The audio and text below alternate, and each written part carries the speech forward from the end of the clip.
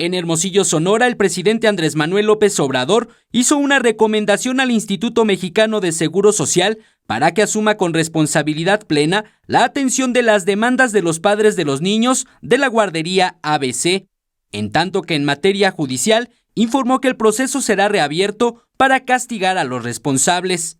El presidente de la Suprema Corte de Justicia en su momento hizo una recomendación sobre este tema y se le está pidiendo que ayuden, que participen para que se lleve a cabo la investigación sin obstáculos, que no haya influyentismo de por medio, que se actúe con apego a la ley y que haya justicia.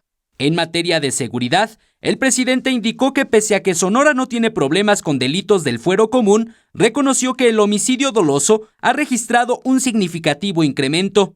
Sin embargo, dio a conocer que solo 4 de los municipios más conflictivos aceptaron un acuerdo con las Fuerzas Armadas para que ayuden con la seguridad pública.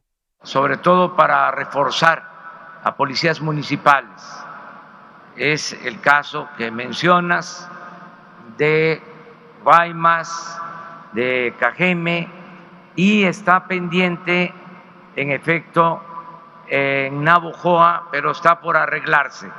Es un acuerdo con la autoridad municipal. Por su parte, el secretario de la Defensa Nacional, Luis Crescencio Sandoval, informó que Sonora tiene ineficiencia en sus cuerpos de seguridad generada por el déficit de efectivos. Pero lo más grave, dijo, es que se ha identificado la penetración de la delincuencia organizada en las corporaciones policíacas, por lo que indicó que el personal militar y naval serán las cabezas de la seguridad pública en los 4 municipios con mayor incidencia delictiva. Eric Pinto, 21 Noticias.